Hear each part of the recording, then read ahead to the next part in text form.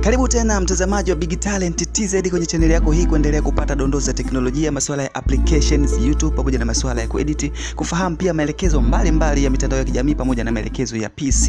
Leo mtazamaji, nataka nikuelekeze settings 3 ambazo haraka sana unatakiwa uzizime ili kuwezesha simu yako kuwa na muendeleo mzuri pindi unapoitumia, yani kuepukana na wadukuzi au hackers ambao wanaweza kutembelea katika hiyo simu yako. Settings hizi utazizima katika upande wa Google. Tafuta settings katika hiyo simu yako. Baada ya kuingia settings, utashusha. Utakuja mpaka sehemu hii hapa ambayo imeandikwa Google. Bonyeza hapo.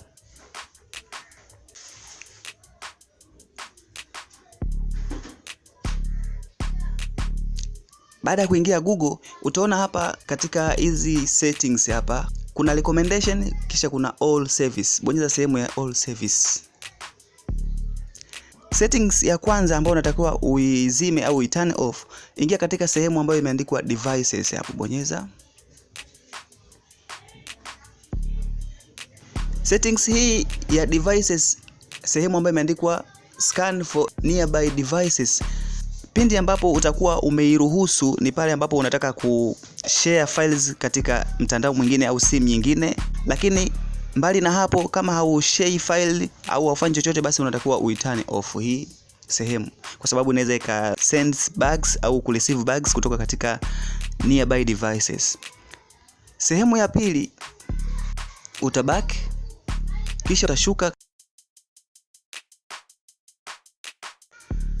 njoo mpaka sehemu hapa ambayo imeandikwa usage and diagnostics. Bonyeza hapo.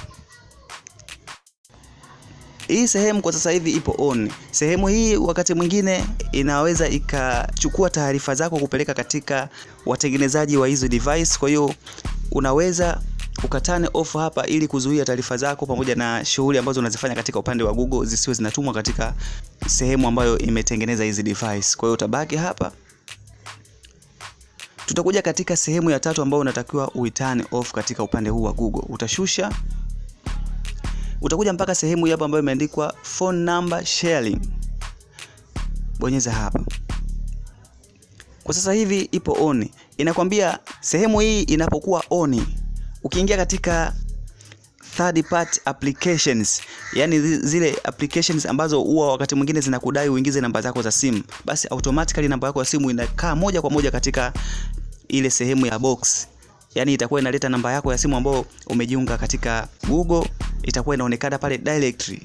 Kwa hiyo ukiweka off hapa, automatically namba haitakaa moja kwa moja katika ile sehemu. Wewe mwenyewe utakuwa unachagua sasa uweke namba gani. Kwa hiyo itakusaidia kuondokana na namba yako kuwa inajishare katika sehemu hizo za third party applications ambazo zipo katika mitandao mbalimbali ikiwemo Google na sehemu zote zile ambazo utakuwa unaingia. Yes, hizo ndio njia ambazo nimekuelekeza mtazamaji katika video ya leo, jinsi gani unaweza ukaprotect kutokana na hizi settings ambazo zinakuwa on katika simu yako kwenye upande wa Google. Naitwa Salumu, unaweza kuniita Salu the Genius, unaweza kuniita Salu wetu ukipenda. Endelea kufuatilia Big Talent kwa kujifunza vitu vingi vinavyohusiana na masuala ya tech. Usiache kusubscribe kama ni mtembeleaji mpya kwenye channel hii. Tukutane tena hapo baadaye. Endelea kuenjoy. See you next time.